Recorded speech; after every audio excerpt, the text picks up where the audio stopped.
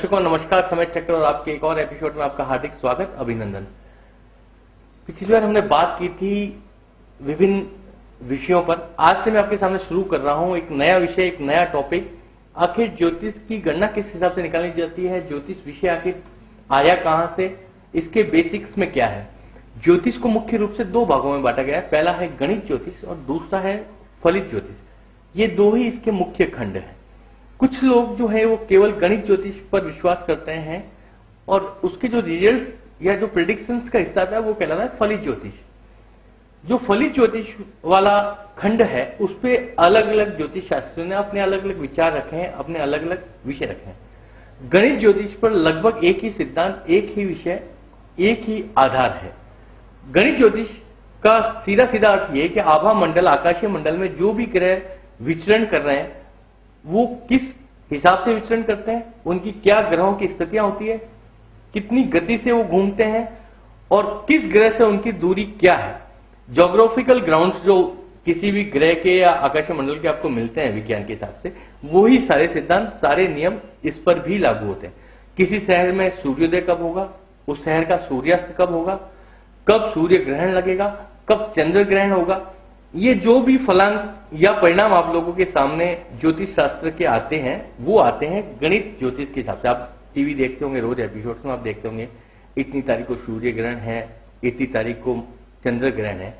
वो जो गणित आती है आपके पास, वो जो विषय पर आपके पास सामग्री मिलती है, वो सारी सामग्री हमारे पास आती है गणित ज्योतिष के द्वारा।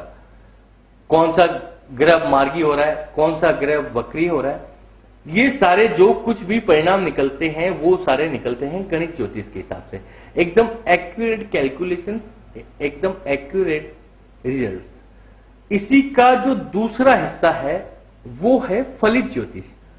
फलित ज्योतिष जो है उसको आप लोग फाइंड आउट करते हैं या हम लोग जो निकालते हैं वो निकालते हैं कि किसी भी व्यक्ति का जब जन्म हुआ उस वक्त कौन सा ग्रह प्लैनेटम में किस पोजीशन पे था, आभा मंडल के अंदर ग्रहों की क्या स्थिति थी। वो जिस हिसाब से उस वक्त जो ग्रहों की स्थिति होती है उस आधार पर जातक की कुंडली बनती है।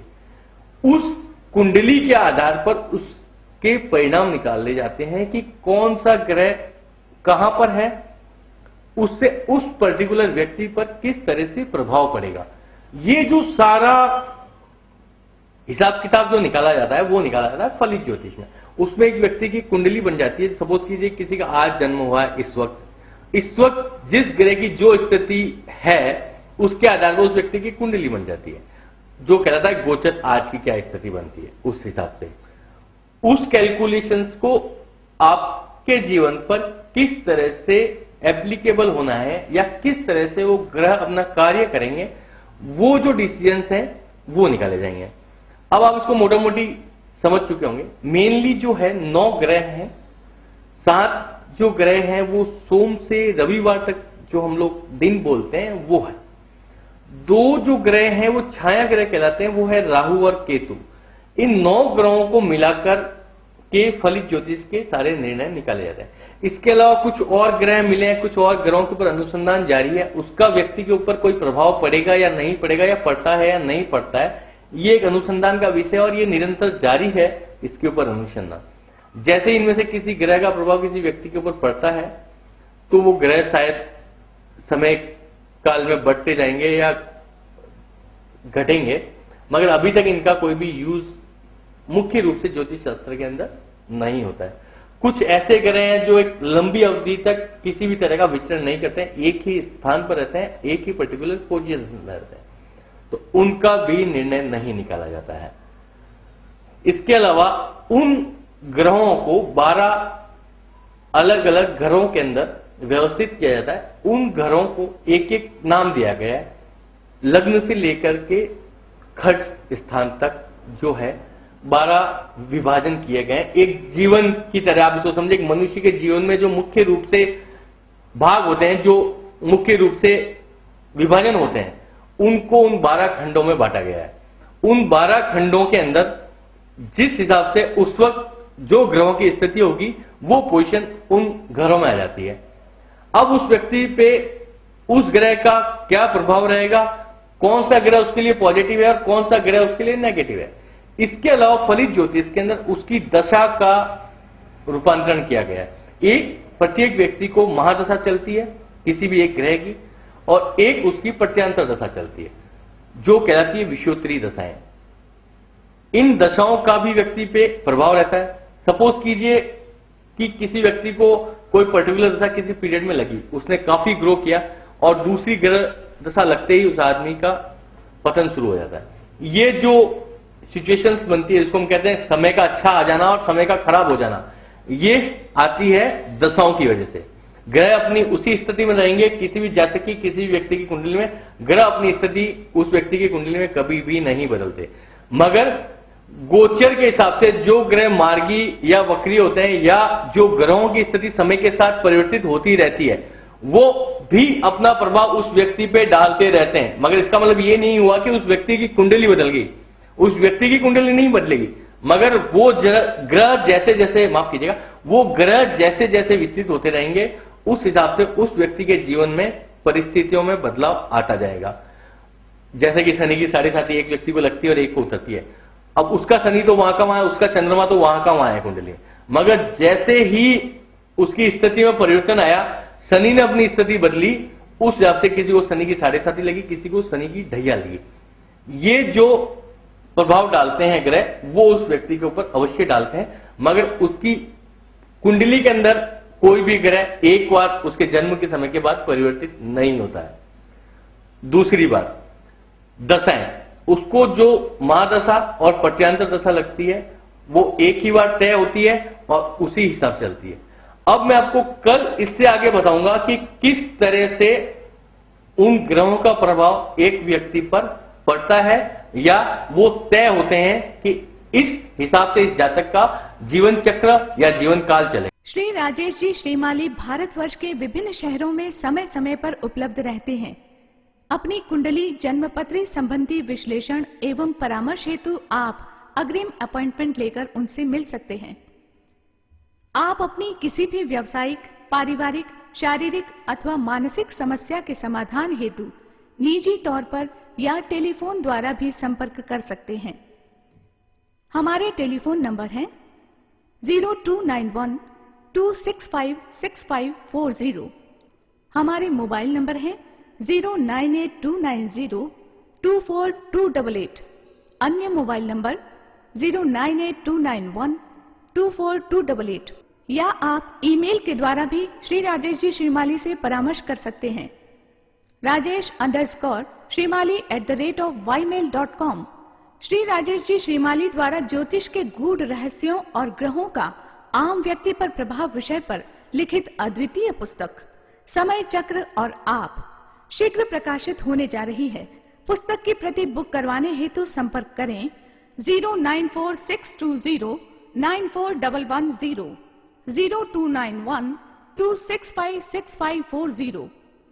पुस्तक हेतु न्यौछावर राशि है ₹180।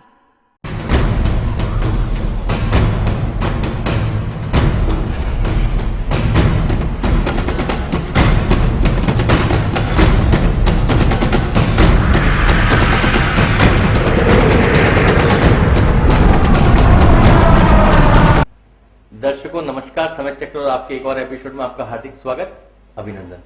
पिछली बार हमने बात की थी फलित ज्योतिष के मुख्य सिद्धांतों के बारे में, फलित ज्योतिष किस तरह से कार्य करता है, फलित ज्योतिष के बेसिक्स क्या है।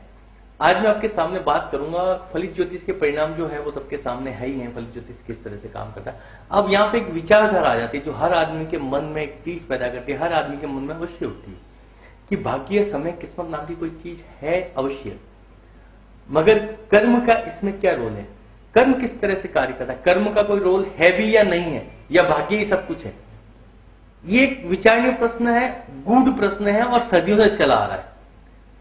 अब इस सवाल का हम लोग दो भागों में फिर विभाजन कर लेते हैं।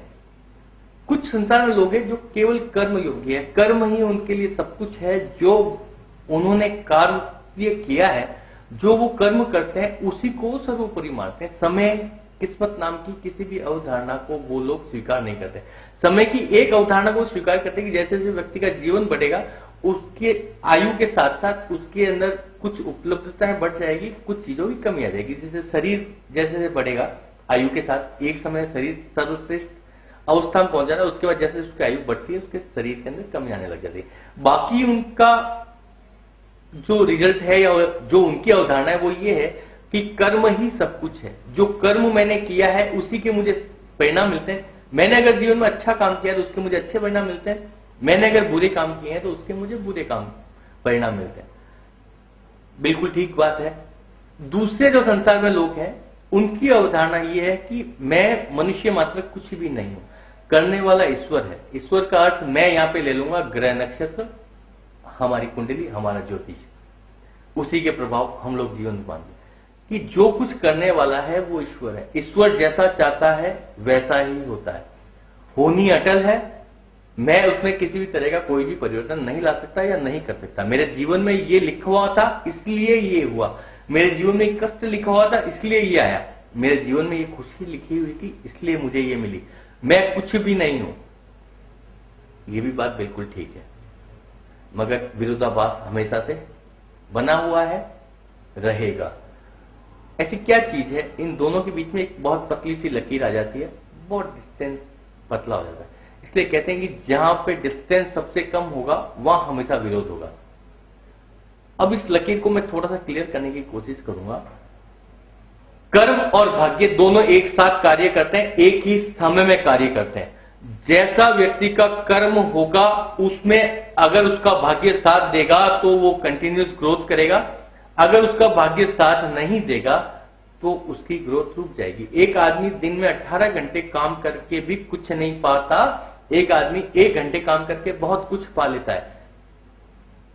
यहां कर्म और भाग्य दोनों मिल जाएंगे। अब एक व्यक्ति अति कर्मशील है, एक व्यक्ति केवल भाग्य के भरोसे काम करता है, जितना उसको करना है उतना ही कार्य कर रहा है। मगर जो व्यक्ति कम कार्य करके बेहतर परिणाम ला रहा है वो भी जीवन में उस व्यक्ति से कई गुना ज्यादा संतुष्ट है। बिल्कुल ठीक बात है। अब इस चीज को हम और ज्यादा क्लियर करते हैं कि कर्म और भाग्य, क्या एक आदमी बिना कोई काम किए भी अपने जीवन में कुछ पा सकता है? नहीं, उसको कर्मशील होना ही होगा। आप सोचे मैं कमरे में सोता रहूं और मुझे सब कुछ मिल जाए, नहीं मिलता। मिलता है लोगों को। ऐसे संसार में हजारों लोग पैदा हुए हैं, आप रोज की मर्रा की जिंदगी में भी देखते होंगे, वो आदमी कुछ नहीं करता, एंजॉय कर रहा है लाइफ को, एक कमरे में बैठा है, घूम रहा है, फिर रहा है, उसको जैसा वाहन चाहिए वो मिल जाता है, जैसी उसको सुविधा चाहिए वो मिल जाती है। एक आदमी सुबह से शाम तक भटक रहा है, उसको कुछ भी हासिल नहीं हो रहा है। बिल्कुल ठीक है। कर्मशीलता और भाग्य आपस में बहुत ज्यादा इंटरकनेक्टेड है।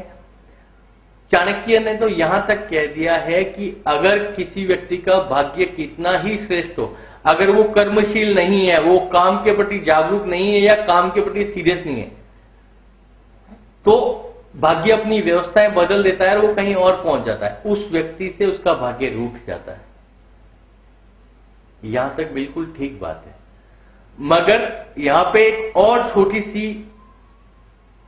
लकीर बन जाती है कि क्या आदमी का भाग्य कर्म करने के लिए साथ होना जरूरी है? इसको मैं एक एग्जांपल के जरिए क्लियर करूंगा। एक व्यक्ति को भाग्य ने जन्मजात ऐसा बनाया कि वो कोई काम करने के लायक ही नहीं है, उसका बौद्धिक स्तर ही ऐसा नहीं है क्योंकि वो अपने जीवन में कोई बड़ा काम करे, मानसिक रोगी है, जन्म से ही काम करने के लायक नहीं है, या उसकी कार्य क्षमता आधी हो जाएगी।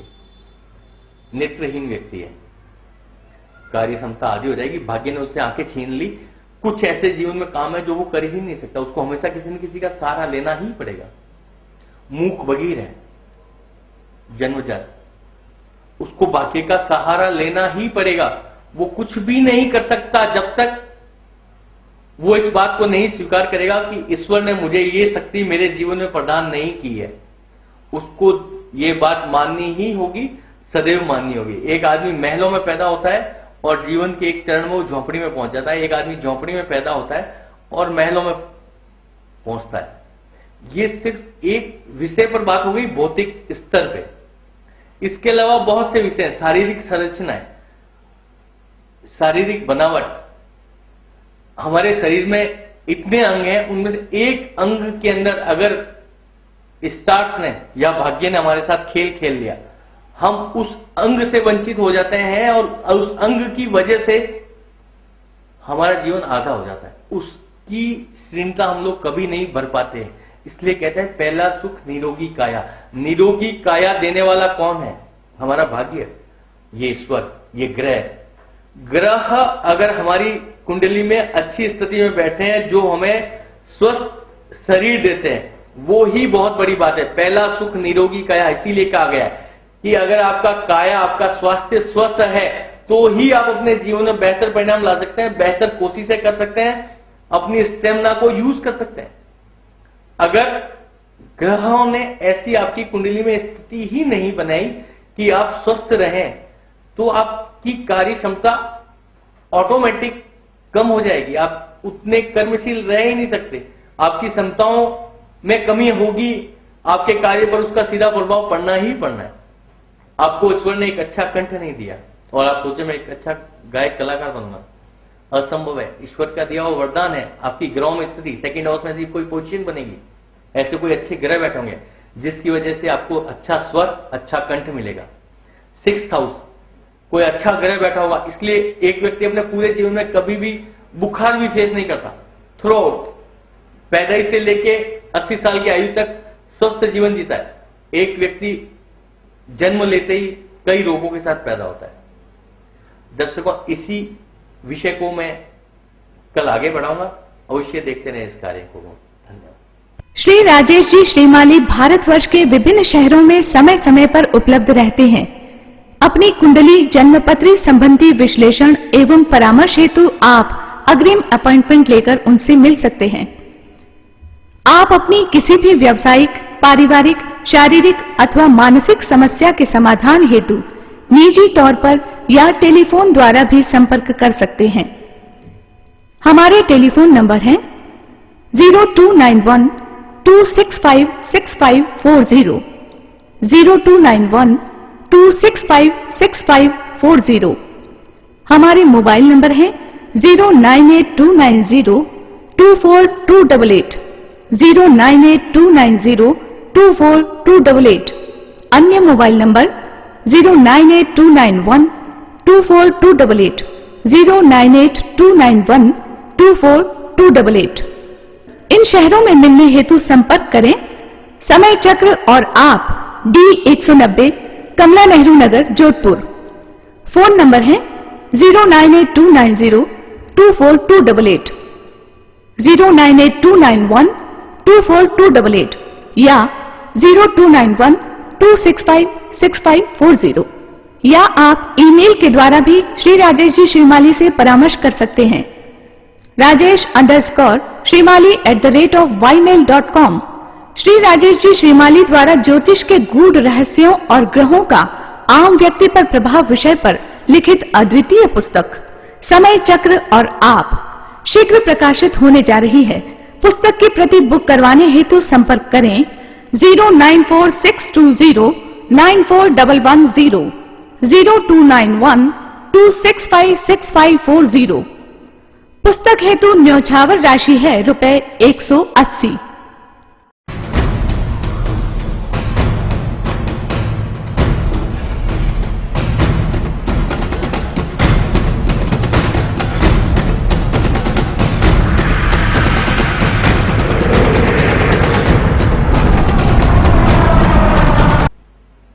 दर्शकों नमस्कार, समय चक्र और आपके एक और एपिसोड में आपका हार्दिक स्वागत, अभिनंदन। कल हम बात कर रहे थे ग्रहों के प्रभाव से व्यक्ति की स्वास्थ्य, शरीर पे क्या असर पड़ता है। एक स्वस्थ शरीर हो जाना ही एक बहुत बड़ी बात है। स्वस्थ काया आधा व्यक्ति का जीवन तय कर देता है। स्वस्थ शरीर व्यक्ति को एक एक्स्ट्राऑर्डिनरी पोजीशन पे पहुंचा सकता है। मगर हम प्रभु के दिए हुए हमारे ग्रहों के द्वारा हमें प्रदान इस चीज को इग्नोर करते हैं। ये कहते हैं जो चीज हमारे पास होती है उसकी तरफ हम कभी ध्यान नहीं देते, जो चीज हमारे पास नहीं होती उस पर हम ध्यान देते हैं। एक अंग्रेजी की बहुत पुरानी कहावत है कि मैं जूतों के लिए रो रहा था, उसी वक्त मैंने एक बच्चे को देखा जिसके पांव नहीं थे, वो पांव के लिए रो रहा था। इस युक्ति को अगर हम जीवन पे देखें तो बहुत सटीक बैठती है कि जो चीज हमारे पास होती है उस चीज के बारे में हम लोग कभी नहीं सोचते कि ईश्वर ने मुझे ये चीज दी है। जो चीज हमारे पास उपलब्ध नहीं है, जो चीज हमारे पास नहीं होती है, हम सिर्फ और सिर्फ उसी पे सोचते हैं। इसलिए मेरी इस बात पे आप हमेशा ध्यान दें, अगर आपके पास स्वस्थ शरीर है, एक अच्छी स्वच्छ मानसिकता है, तो आप समझ लें आपकी कुंडली में कहीं ना कहीं अच्छे ग्रह बैठे हैं जो आपको इस जीवन को अच्छा जीने का मौका दे रहे हैं। भौतिकतावादी संसार में आर्थिक स्थिति एक अलग चीज हो गई। ये जो दो चीजें अगर ईश्वर या ग्रहों ने आपको दे दी है, बहुत बड़ी बात है। स्वस्थ काया, दूसरी चीज अच्छी मानसिकता। इसलिए पुराने लोग, जो बुजुर्ग लोग हैं, वो हमेशा कहते हैं कि मुझे सद्बुद्धि देना। आज की तारीख में कोई भी मंदिर जाके ये नहीं कहता सद्बुद्धि देना। कोई कहता है मेरे को वो कार देना, कोई कहता है मुझे इस मोहल्ले में फ्लैट दिलाना, कोई कहता है मुझे वहां नौकरी लगवाना, कोई कहता है मुझे उस लड़की से शादी करवाना। शायद कोई भी ये नहीं कहता होगा कि मुझे सद्बुद्धि देना। अगर व्यक्ति में सद्बुद्धि ही आ जाए, और सद्बुद्धि आने के लिए भी आपकी कुंडली में लग्न में एक अच्छा ग्रह का होना बहुत जरूरी है, वरना सद्बुद्धि भी नहीं आती। आईक्यू, कैलकुलेशंस, सोच का स्तर, सकारात्मक एवं नकारात्मक सोच की स्थितियां, ये सब तय करता है आपकी कुंडली में बैठा हुआ ग्रह। एक व्यक्ति क्यों अपने जीवन में सदैव सकारात्मक सोचता है, एक व्यक्ति क्यों अपने जीवन में सदैव नकारात्मक सोचता है? वजह क्या है? किसी पाप ग्रह की आपकी कुंडली में उस स्थिति या किसी अच्छे ग्रह की उस घर में अच्छी स्थिति, उसी की वजह से एक आदमी अपने जीवन में सदैव दूसरों के बारे में अच्छा सोचता है, एक व्यक्ति हमेशा दूसरों के बारे में बुरा सोचता है। लग्नों की स्थिति, कौन सा लग्न है, जैसा लग्न होगा वैसे उस व्यक्ति के गुण होते हैं, वैसा ही वो व्यक्ति सोचता है। चलो ये एक बिल्कुल अलग टॉपिक हो गया, मैं इसको आगे नहीं बढ़ा रहा हूं, मैं फलित ज्योतिष को ही आगे बढ़ा रहा हूं कि उसके प्रभाव किस तरह से पड़ता है, किस तरह से अपन को उससे रिजल्ट लेने। अब आ गया फलित ज्योतिष किस तरह से होता है, किस तरह से उसकी कैलकुलेशन निकलती है और किस तरह से वो काम करता है। अब इससे आगे अपन लोग बढ़ रहे हैं। मैंने जो सेल्फ अपने जीवन के अंदर इस सेक्टर में जो निकाला है, मोटा मोटी आप जीवन को 3 भागों में बांट लें, या 3 चीजों की व्यक्ति को सदैव जरूरत होती है। बस वही फलित ज्योतिष है, वही हमारा जीवन है, वही हमारा सब कुछ है, जीवन का सार आप समझ लें तो ये 3 चीजें। पहली चीज है उपलब्धता, अवेलेबिलिटी। दूसरी चीज है ग्रहण क्षमता, और तीसरा है पाचन, डाइजेशन। अब चाहे वो भौतिक स्थिति हो, पारिवारिक स्थिति हो, स्वास्थ्य की बात हो, जीवन चक्र की बात हो, आयु की बात हो, इन 3 चीजों पे आके आपकी सारी कैलकुलेशंस रुकेगी या अटकेगी। हम पहला पॉइंट लेते हैं उपलब्धता, अवेलेबिलिटी। ग्रह के आधार पर कोई भी चीज किसी व्यक्ति को किस तरह से उपलब्ध होती है या अवेलेबल होती है। अगर आपके ग्रह अच्छे हैं तो ही आपको एक स्वस्थ शरीर अवेलेबल होगा, उपलब्ध होगा। अगर आपकी कुंडली में 7th हाउस अच्छा है तो आपको एक स्वस्थ और अच्छी पत्नी प्राप्त होगी। पैसे वाली आपको चाहिए तो उसमें और कुछ देखना होता है। उपलब्ध होना, किसी भी व्यक्ति को किसी भी चीज की उपलब्धता होना। आज की तारीख में सारे व्यक्ति सारे संसार में उपलब्धता के पीछे ही भाग रहे हैं। वो चीज मुझे उपलब्ध हो जाए। कोई आता है मेरे को वहां नौकरी मिल जाए, कोई आता है मेरे को वो लड़की मिल जाए, कोई आता है मुझे वहां फ्लैट मिल जाए। मैंने आपसे 2 मिनट पहले ही इसी चीज पे बात की है, अवेलेबिलिटी। दूसरी चीज, आपको वो चीज अवेलेबल है, उपलब्ध हो गई। ग्रहण क्षमता, आप उसको ग्रहण कर पाते हैं या नहीं कर पाते हैं। ये सिर्फ भोजन ग्रहण करने तक नहीं है, भोजन भी ग्रहण करना आदमी के हाथ में नहीं है। वो पैसा बहुत कमा रहा है, उसके पास खाने का वक्त नहीं है, या वो खा ही नहीं पाता। उन पटपटों में इतना उलझा रहता है कि 2 बजे वो रात को घर आता है, 7 बजे वो वापस घर से रवाना हो जाता है, उसका भोजन करने का भी टाइम नहीं है।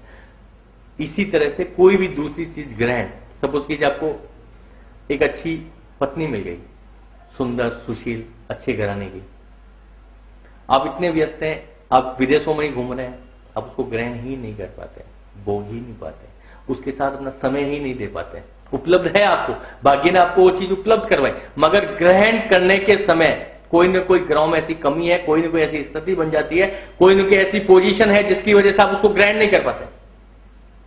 आपका एक बहुत अच्छी कार है, 25 लाख 30 लाख रुपए इसकी कीमत है, आपने सोशल स्टेटस के लिए खरीदी। पहली बात तो वो उपलब्ध हो गई, इसका मतलब आपकी कुंडली में उसकी उपलब्धता, 4th हाउस अच्छा है, वाहन की उपलब्धता के लिए उपलब्ध हुआ आपको, ग्रैंड भी आपने कर लिया। डाइजेशन तीसरी और महत्वपूर्ण चीज आ जाती है, आप उसको पचा पाते हैं या नहीं पचा पाते हैं। किसी चीज को पचा पाना भी एक बहुत ही महत्वपूर्ण कड़ी है, जीवन की इंपॉर्टेंट पार्ट है। बहुत कम विद्वान लोग हैं संसार में जो अपने ज्ञान को पचा पाए। बहुत कम खूबसूरत स्त्रियां हैं संसार में जो अपने रूप को पचा पाई। बहुत कम धनाढ़ लोग हैं जो अपने धन को पचा पाए या बचा पाए।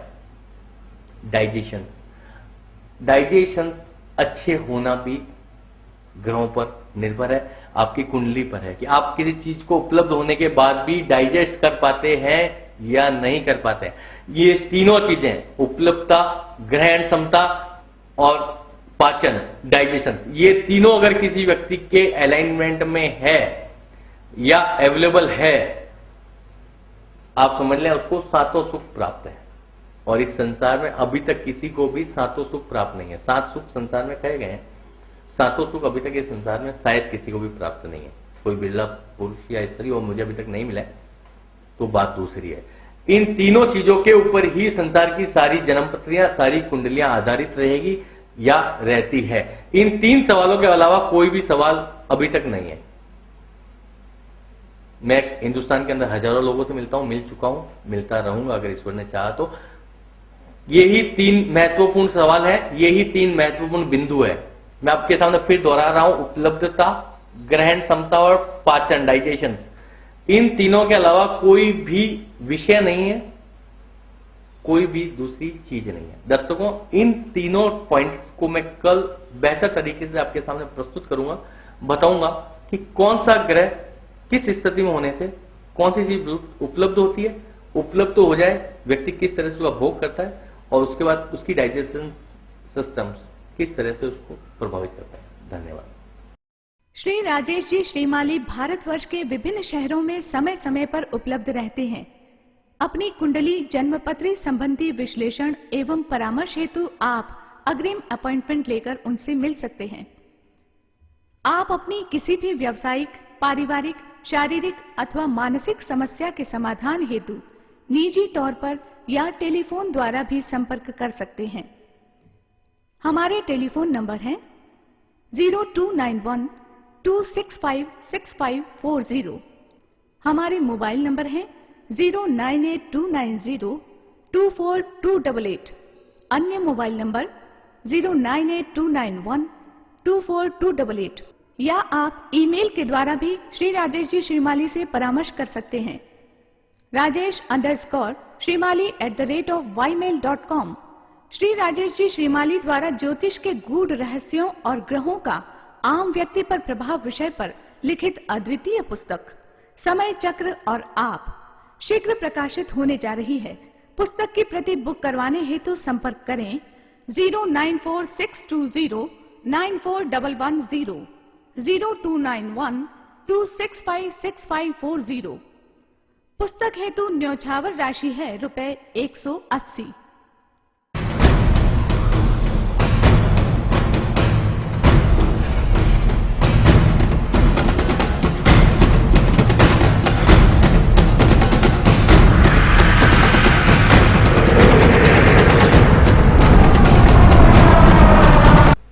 दर्शकों नमस्कार, समय चक्र और आपके एक और एपिसोड में आपका हार्दिक स्वागत, अभिनंदन। कल हम बात कर रहे थे 3 मुख्य बिंदुओं पे, 3 मुख्य चीजों पे, कि जीवन के अंदर 3 मुख्य चीजें हैं जिनके ऊपर सारा जीवन चक्र चलता है। व्यक्ति उन्हीं के बारे में सोचता है, उन्हीं के आधार पर अपने जीवन की गणना तय करता है, अपना भविष्य तय करता है, अपना भूत देखता है कि मैंने कल क्या किया, कैसे हुआ, आज मेरे पास वो उपलब्ध क्यों नहीं है, या कल मेरे पास जो उपलब्ध नहीं था आज वो कैसे उपलब्ध हुआ। उपलब्धता हो गई, उसकी ग्रहण क्षमता, आज मेरी फिजिकल स्ट्रेंथ कुछ और है, कल मेरी कुछ और थी, किस वजह से मैं कल कोई चीज नहीं एक्सेप्ट कर रहा था, आज मैंने उसको क्यों एक्सेप्ट किया। सपोज कीजिए कल आप अपने पुत्र से किसी बात पे विवाद हो जाए, उसे अलग रहने लगे या अलग हो जाए, फिर उसको वापस एक्सेप्ट कर लेते हैं। काल देश परिस्थिति का प्रभाव, अब मैं आपको इससे आगे ले जा रहा हूं। काल देश और परिस्थिति, ये फलित ज्योतिष में किस तरह से काम करना है। देखिए पहली 3 चीजें हो गई आपके पास, उपलब्धता, ग्रहण क्षमता और डाइजेशन, पाचन क्षमता। अब 3 और चीजें आ गई, काल, देश और परिस्थिति। काल, देश और परिस्थिति फलित ज्योतिष में किसी भी कुंडली को किस तरह से इफेक्ट करती है, यह सवाल हमेशा हर आदमी के जहन में उठेगा, उठना चाहिए। काल, देश और परिस्थिति। परिस्थितियां, जैसी परिस्थिति होगी उसके अनुसार उस कुंडली पर उस व्यक्ति का प्रभाव होगा। परिस्थिति कैसे होती है, आप एक बहुत निम्न क्लास परिवार में जन्म लेते हैं, फिर आप ग्रोथ शुरू करते हैं। एक व्यक्ति बहुत उच्च परिवार में जन्म लेता है, वो अपनी ग्रोथ शुरू करता है। उन दोनों ग्रोथ में बहुत बड़ा अंतर रहेगा, रहता है। उनके जो बेसिक्स ग्राउंड्स हैं, एक बहुत निचले स्तर का है, एक बहुत ऊंचे स्तर का है। ये जो गैप है, परिस्थितिय प्रभाव सदैव रहेगा, हर कुंडली में रहेगा। सपोज कीजिए मुझे या आपको कोई कुंडली देखनी है, देख लेते हैं। एक व्यक्ति अपने पास आता है, उसकी स्थिति है कि 5 लाख तक वो कैपिटल लगा सकता है किसी कारोबार में। ये व्यक्ति आता है, वो कहता है मैं 50 करोड़ की कैपिटल लगा। परिस्थिति का प्रभाव उन दोनों के ऊपर आ गया, वो दोनों एक नया व्यापार शुरू करने का सोच रहे हैं। अब परिस्थितियां दोनों की बिल्कुल अलग अलग होगी। एक 5 लाख की कैपिटल लेके मूव हो रहा है, एक 50 करोड़ की कैपिटल लेके मूव हो रहा है। एक सीधा इंडस्ट्रियलिस्ट बनेगा, एक छोटा सा दुकानदार बनेगा। दोनों के ग्रह एक जैसे हो सकते हैं, एक स्थिति में हो सकते हैं, एक जैसी उनकी कुंडलियां हो सकती है, एक ही दशा और महादशा उनको चल सकती है, मगर परिस्थिति का पहला प्रभाव उनके ऊपर आ गया। एक आदमी 5 लाख से कारोबार शुरू कर रहा है, एक आदमी 50 करोड़ से शुरू कर रहा है, या एक आदमी के जीवन में उसके पास 5 रुपए भी नहीं हो, ग्रोथ एक जैसी रहेगी। जब वो 10% का प्रॉफिट पाएगा, डेफिनेटली वो भी 10% का प्रॉफिट पाएगा। छोटा सा एक और फर्क ले लेते हैं। उसके पिताजी जो 50 करोड़ से शुरू होगा, इंडस्ट्रियलिस्ट होंगे, उस कैपिटल अकाउंट पे अगर वो मूव होता है, वो एक कोई जॉब प्रोफाइल से निकले होंगे, उसकी लाइबिलिटीज भी उस पर आएगी, परिस्थितियों का असर रहेगा। देश, आप किस देश में हैं या किस भौगोलिक क्षेत्र में रहते हैं। सपोज कीजिए मैं बॉम्बे में रहता हूं, मेरी इनकम कंपेरेटिवली जोधपुर में निवास करने वाले या रहने वाले आदमी के कंपेरेटिव में अच्छी होगी। बॉम्बे में आपकी आय हमेशा अच्छी होगी कंपेरेटिवली टू किसी भी छोटी जगह या रूरल जोन से। तीसरी, अगर आप अमेरिका में रहते हैं बॉम्बे की जगह, आपकी इनकम और भी ज्यादा होगी। ट्रैफिक रूल्स, छोटी सी बात है, हिंदुस्तान में कोई भी गाड़ी किधर से भी नॉर्मली लेके चला जाता है, चलता है। कुछ महानगरों को छोड़ दें आजकल की ट्रैफिक व्यवस्था में, अमेरिका में आप नहीं चला सकते, लाइन टूटते ही गाड़ी सीज हो जाती है आपकी। देश का प्रभाव, नियमबद्धता, ये वहां तय होती है। या कुंडली का प्रभाव, एक ही कुंडली, मैं जब अमेरिका पहुंचूंगा मेरे ऊपर उस देश के नियम लागू हो जाएंगे, उस देश के नियमों के अनुसार मुझे चलना है। भारत के अंदर उसके नियम अलग है, उसके अनुसार मुझे चलना है। काल, समय क्या चल रहा है, आयु प्रभाव। सपोज कीजिए आपकी आयु 20 वर्ष है, डेफिनेटली आप शादी का प्लान करेंगे, हर आदमी करता है। अवेलेबल हुई है स्त्री, विवाह कर लिया। शुक्र की किसी को महादशा लगी 60 साल की उम्र में, उसको भी एक स्त्री मिली। काल, स्त्री, समय, स्थिति, कोई यूज नहीं है उसका, उसकी शारीरिक क्षमताएं ही समाप्त हो चुकी है। वहां तक उस स्त्री का उसके जीवन में केवल जो उपयोग रह जाएगा या जो स्थिति रह जाएगी वो रहेगी मानसिक संतुष्टि या मानसिक स्थिति तक। मानसिकता का जहां प्रश्न आएगा तो 20 वर्ष की स्त्री से उसका कोई लिंक नहीं होना चाहिए। 50 से 60 साल की स्त्री के साथ ही उसकी मानसिकता एक जैसी होगी, सोच ऐसे एक जैसी होगी, तो उस उपलब्धता का वहां पे कोई भी रिजल्ट नहीं निकलेगा, कोई भी रिजल्ट नहीं ले सकते।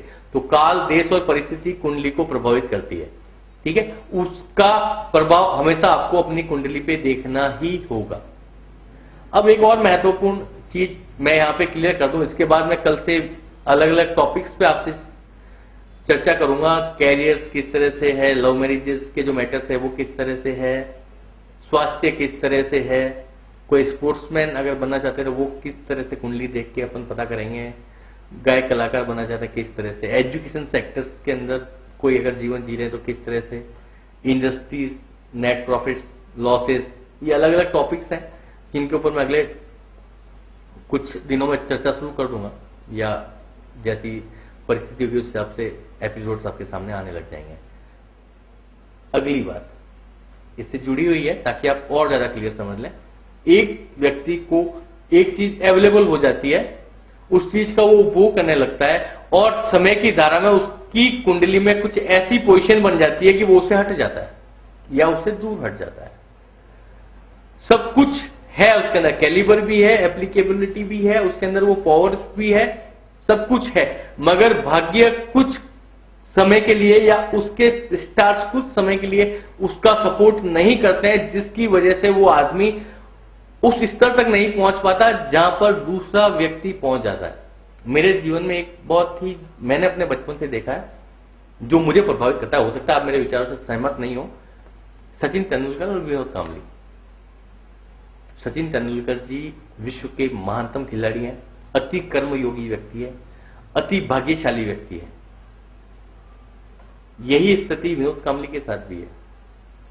वो भी अति कर्मयोगी व्यक्ति है, उन्होंने भी अति कर्म अपने बचपन में किया है। सचिन तेंदुलकर जी और विनोद कांबली जी के लगभग स्टूडेंट लाइफ में, स्कूलिंग में रिकॉर्ड एक जैसे रहे हुए हैं, स्टेमिना बॉडी की एक जैसी रही हुई है, एक ही कॉलोनी या शायद बॉम्बे के एक ही क्षेत्र से वो लोग उठे हुए हैं। जरूर ऐसी विनोद कांबली की कुंडली में कुछ ऐसी परिस्थितियां हैं, कुछ ऐसी पोजिशंस है, कुछ ऐसी दशा है कि आज जहां सचिन तेंदुलकर जी हैं वहां विनोद जी कांबली नहीं पहुंच पाए। वो दोनों गंभीर अच्छे मित्र भी हैं, मगर तेंदुलकर जी उन्नतोत्तर वृद्धि करते गए, कर्मयोगी व्यक्ति है, मगर मैं यहां ये नहीं कह सकता कि विनोद जी नहीं है। कुंडली में कोई ना कोई ऐसी स्थिति बनती है एक आदमी उस चीज को अचीव कर लेता है लाइफ में और दूसरा आदमी नहीं कर पाता है। एक आज क्रिकेट सम्राट है और शायद दूसरा व्यक्ति कुछ बॉम्बे लेवल पे कुछ खेल रहे होंगे। इस चीज को आप समझें, माने कि समान क्षमताएं होते हुए भी अगर आपके भाग्य या आपके उस पर्टिकुलर ग्रह ने आपको अगर रिजल्ट नहीं दिए हैं तो वो आपके जीवन पे सदैव प्रभाव डालेंगे और प्रभाव डालते रहेंगे। दर्शकों, कल से मैं आपके सामने शुरू कर रहा हूं कैरियर। कोई भी व्यक्ति किस सेक्टर को चुने, आप अपनी कुंडली स्वयं देखें कल से, किस सेक्टर को चुनने से उनको क्या प्रॉफिट्स होंगे और क्या लॉसेस हो सकते हैं, कहां पे उनको बेटर रिजल्ट्स मिलेंगे और किन सेक्टर में जाने से उनके रिजल्ट्स पुअर आते हैं। धन्यवाद। श्री राजेश जी श्रीमाली भारतवर्ष के विभिन्न शहरों में समय समय पर उपलब्ध रहते हैं। अपनी कुंडली जन्मपत्री संबंधी विश्लेषण एवं परामर्श हेतु आप अग्रिम अपॉइंटमेंट लेकर उनसे मिल सकते हैं। आप अपनी किसी भी व्यावसायिक, पारिवारिक, शारीरिक अथवा मानसिक समस्या के समाधान हेतु निजी तौर पर या टेलीफोन द्वारा भी संपर्क कर सकते हैं। हमारे टेलीफोन नंबर हैं 0291 2656540। हमारे मोबाइल नंबर हैं 0982902428। अन्य मोबाइल नंबर 0982912428 या आप ईमेल के द्वारा भी श्री राजेश जी श्रीमाली से परामर्श कर सकते हैं। rajesh_shrimali@ymail.com। श्री राजेश जी श्रीमाली द्वारा ज्योतिष के गूढ़ रहस्यों और ग्रहों का आम व्यक्ति पर प्रभाव विषय पर लिखित अद्वितीय पुस्तक समय चक्र और आप शीघ्र प्रकाशित होने जा रही है। पुस्तक की प्रति बुक करवाने हेतु संपर्क करें 09462094110 029126565540। पुस्तक हेतु न्यौछावर राशि है ₹180।